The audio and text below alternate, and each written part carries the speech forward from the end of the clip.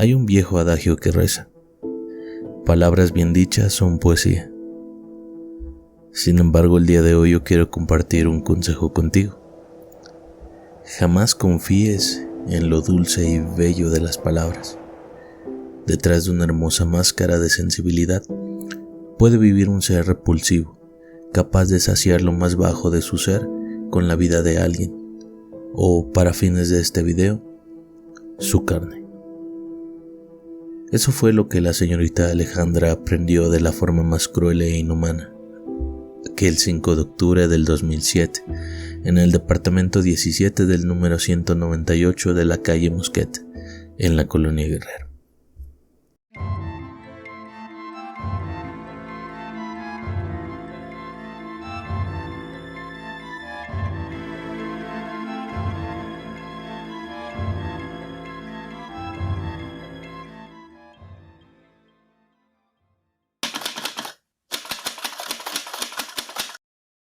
Alejandra Galeana, de 32 años de edad, tenía varios días desaparecida, lo cual su familia no dejó pasar por alto a partir del segundo día de su ausencia, e inició a buscarla en todos los sitios que ella frecuentaba. Uno de los más recurrentes era la residencia del señor José Luis Calva, su actual pareja. La familia, ni tarda ni perezosa, visitó el domicilio en la colonia Guerrero. José Luis negó saber del paradero de su novia actual. Entre una despreocupación y antipatía evidente por parte de la pareja, los familiares tuvieron que creerle y dejarlo en paz por ese día.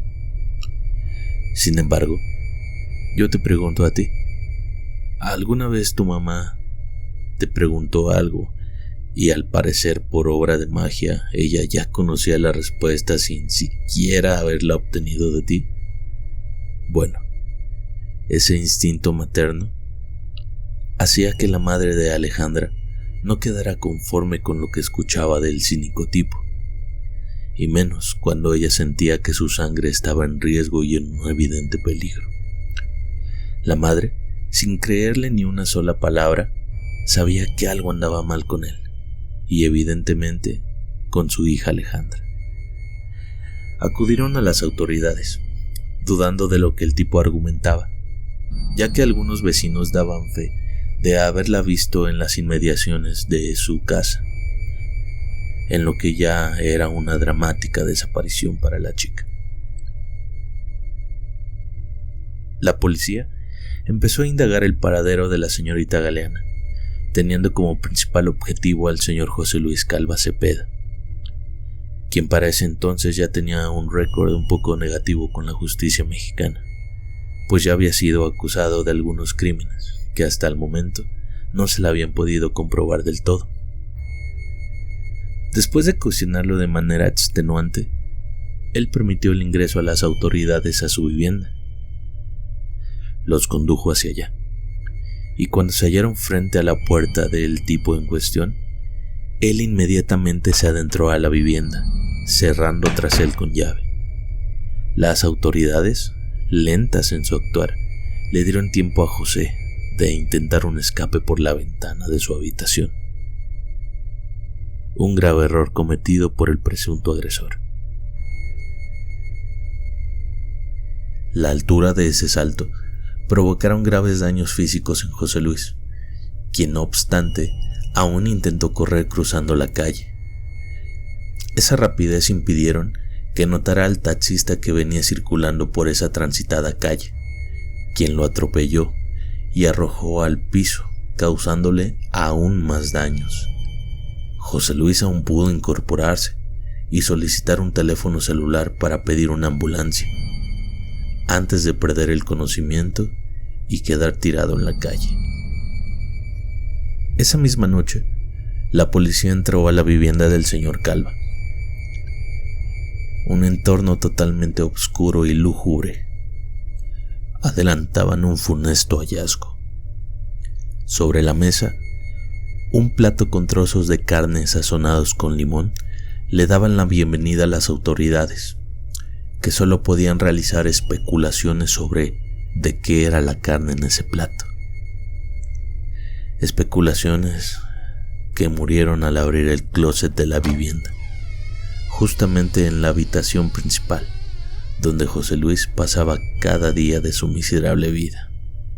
En ese closet hallaron el torso a medio mutilar de la señorita Galeana. La ya macabra investigación tomaba un rumbo sádico y brutal, cuando, registrando la cocina, la policía encontró dentro del refrigerador restos humanos guardados y listos para su cocción. Sobre la estufa, carne ya cocinada, y en una caja de cereal, huesos aparentemente humanos, como si de una enfermiza colección se tratase. La suerte de la pobre señorita Alejandra parecía ya echada. Aquella madre de 2 hijos, soltera de hace años, que había encontrado en José Luis una nueva llegada del amor, y que muy probablemente le devolvió la fe en volver a iniciar una nueva vida, estaba mutilada y parcialmente devorada, repartida por toda la habitación del señor José Luis Calva Cepeda, a quien la amarillista prensa bautizó como el caníbal de la Guerrero. En sus primeras declaraciones admitió que era adicto al alcohol y al tabaco, y también drogadicto, dependiente de la cocaína desde hace años, además de que padecía de distintos trastornos psicológicos, y no era la primera vez que había sido arrestado. Sus antecedentes penales señalaban que en 1993 había sido detenido por posesión de arma blanca. En la indagatoria de esa noche, reconoció haberla asesinado debido a una pelea, y para deshacerse del cuerpo, tuvo que mutilarla. Se excusó en estar borracho y drogado, pero negó haber comido ni un solo pedazo de su carne. Esa carne la estaba reservando para los perros callejeros, con el fin de desaparecer todo tipo de rastro de la que en aquel entonces era su actual pareja. Perdona si soy un poco crudo con esta pregunta, pero te invito a sentir un poco de empatía por los familiares de la señorita Galeana. Y te cuestiono, ¿qué sentirías tú si alguien confesara todo esto que estás escuchando, de habérselo realizado a tu ser más cercano y más querido? Piénsalo.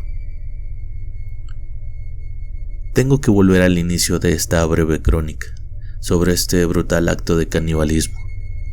¿Recuerdas lo que te decía sobre el cuidado de las bellas palabras y las máscaras de superficialidad? Bueno, José Luis era escritor y asimismo se llamaba dramaturgo y poeta, quien en su haber, según el expediente de la Procuraduría Capitalina, escribió alrededor de 800 poesías y novelas infantiles, 100 canciones y 20 obras de teatro, siendo su principal obra una novela llamada Instintos Caníbales, que al día de hoy se considera una obra perdida sin publicar y que supuestamente fue resguardada por la justicia mexicana de entre sus pertenencias el día de su aprehensión, en la cual relataba la historia de un niño que con los años y los abusos de esta sociedad se transformaba en un monstruo capaz de devorar a su prójimo. José Luis, usando sus dotes de poeta, seducía a sus víctimas para tender esa red que solo llevaba a un fin a quien caía en esos encantos literarios. Porque sí, escuchaste bien, sus víctimas. Se le acusó de ser el presunto culpable de la desaparición y asesinato probablemente de entre 2 y hasta 8 mujeres más, de las cuales se incluían amigas, sexoservidoras y parejas en turno. De ahí el funesto apodo que nuevamente la prensa le dio: el poeta caníbal de la Guerrero. José Luis nació el 20 de junio de 1969, tuvo una infancia difícil. Su especialista en turno declaró que la falta de una figura paterna, aunado a las constantes visitas de distintos hombres que su madre llevaba a casa, quien lo obligaba a llamarles a todos papá, desembocó en un odio, no solamente a su madre, sino hacia el sexo femenino en general. Ese mismo daño provocado por este abuso que sufrió durante años desembocó en toda la atrocidad que él irrigó sobre toda mujer que se atravesaba en su vida. José Luis también alegó haber sido abusado por parte de un amigo de la familia, un adolescente que en aquel entonces tenía cierto grado militar, y que en base a fuerza inculcó tal vez en él ese sentimiento de abuso y por sobre todo ese daño físico que solamente pusieron la cereza sobre este pastel podrido que ya era José Luis. José Luis Calva encontró su fin el 11 de diciembre del 2007, en la celda donde vivía en el reclusorio. Se quitó la vida ahorcándose con un cinturón, en un hecho que la familia jamás aceptó, pues a pesar de que José no era un tipo normal, incluso su abogado decía en una entrevista, Calva Cepeda estaba arrepentido, pero no parecía ser suicida en prisión. No parecía tener tendencias suicidas, afirmó. Estaba muy entusiasmado con la idea del libro. Era más o menos lo que le daba una razón para vivir. Pues sí, tenía planes de terminar su novela y publicarla. Y así, el asesino de Alejandra y probablemente 7 mujeres más puso punto final a su trágica, hambrienta y sanguinaria cruzada caníbal. Los monstruos son reales y puedes tener uno muy cerca de ti. Abre bien los ojos.